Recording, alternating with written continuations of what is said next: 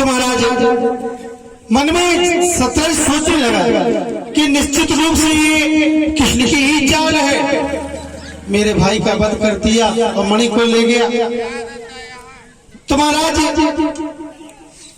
ये दिन रात अपने आप में विचार करते रहा, दिन रात इसी सोच में पड़ा रहे, कुछ खाए नहीं, कुछ पिए नहीं।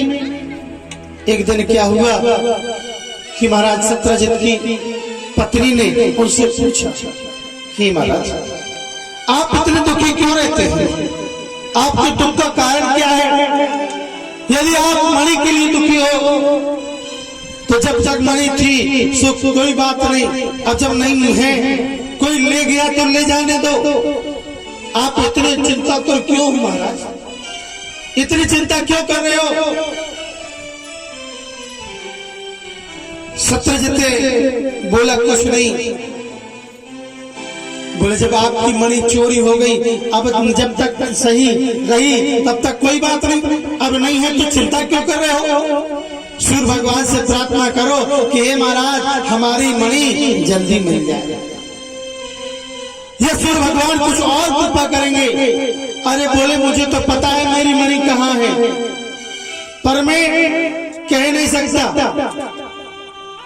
वरना जैसी हालत मेरे प्रसन्नजित की हुई है वैसी ही हालत मेरी होगी। मुझे भी एक देवी अपने प्राण त्यागना पड़ेंगे।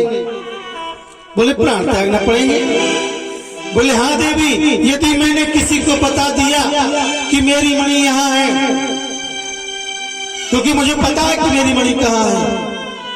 प्रसन्नजित को किसने मारा? अब तो महाराज सत्यजित की पत्नी कहती तो मुझे बताओ, जब तुम्हें पता है कि तुम्हारी मणि कहाँ है तो मुझे भी बताओ कि आखिर तुम्हारी मणि कहाँ है। बोले देवी मैं बता नहीं सकता, यदि देवी मैंने आपसे चर्चा की और आपने किसी और से कह दिया तो मेरा मरना हो जाएगा। इसलिए देवी मेरी मणि जहाँ गई सो चली गई, मेरा भाई जहाँ गया सो चला गया, पर मैं अब अपने प्राणों को त्यागना नहीं चाहता। अब तो महाराज पत्नी कहने लगी सुनो, अब आप बता दो, आप मुझे नहीं बता सकते क्या मैंने आपकी बात कभी इधर से उधर की है क्या, जो आप मुझे नहीं बता सकते? बोले नहीं नहीं, मैं बता तो सकता हूँ लेकिन तुम्हें बताऊंगा नहीं। कहीं ऐसा नहीं कि मैंने तुम्हें बताया और तुमने अगर धोखे से भी किसी को बता दिया तो मेरा मरना हो जाएगा। अब तो सत्यजित की पत्नी के पेट में महाराज खलबली मच गई। अरे बताओ कैसे नहीं बता रहे, बताओ ना कहाँ गई वो मणि, बताओ। सत्यजित कहता है नहीं देवी मैं नहीं बता सकता। अच्छा हम तो पहले जानते कि तुम हमें कौन सा चाहते हो, ये सबसे बड़ा ब्रह्मास्त्र है माताओं के लिए। अधिपति देवता से कह दिया कि सुनो तुम कौन, अब हम सच चाहते हो? सो कहता ठीक है लियो। अब तो महाराज सत्यजित की पत्नी कहती है कि तुम लगता मुझसे प्रेम नहीं करते। क्यों? यदि प्रेम करते होते तो तुम अपनी बात मुझसे कपट नहीं करते, तुम तो पक्के कपटी हो जब तो मुझे बता नहीं रहे हो।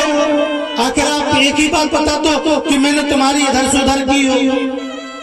मैंने कभी तुम्हारी बात इधर से उधर नहीं की, इसके बावजूद भी तुम नहीं बता रहे हो। जाओ आज से हमसे बोलना नहीं। सो महाराज सत्यजित कहता है देवी गुस्सा मत, हर एक बात बताऊंगा मैं तुम्हें। और सत्यजित कहने लगा देवी किसी से बताना नहीं, किसी से धोखे में भी चर्चा ना चले। सत्यजित की अपनी पत्नी कहती है नहीं महाराज तुम चिंता मत करो, किसी से नहीं कहूंगी, बस बता दो कि आखिर मणि कहाँ गई। महाराज सत्यजित बताने लगा कि कुछ दिन पहले मैं मणि के लिए मणि पहनकर द्वारकानाथ के पास गया था। द्वारकानाथ ने मुझसे मणि मांगी, पर मैंने द्वारकानाथ को मणि नहीं दी। जब मैं शाम को घर लौट के आया, मेरा भाई पहन के गया तो द्वारकानाथ ने ही मेरे भाई का वध कर दिया और उस मणि को ले गए। द्वारकानाथ को तुम जानते नहीं हो, वो तो जन्म जात चोर है। कभी माखन चुराता है, कभी वो खीर चुराता है, कभी बल चुराता है। अब उसने हमारी मणि को चुरा लिया, वो तो पक्का चोर है। जब ऐसा कहा तो महाराज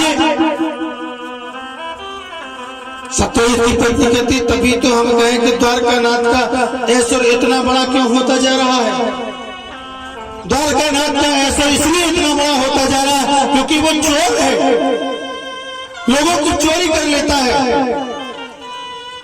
अब तो महाराज एक दिन क्या हुआ, बोले लेकिन आप बताना नहीं किसी को। बोले नहीं नहीं किसी को, हमारा स्वभाव कहाँ है, हम किसी को नहीं बताएंगे।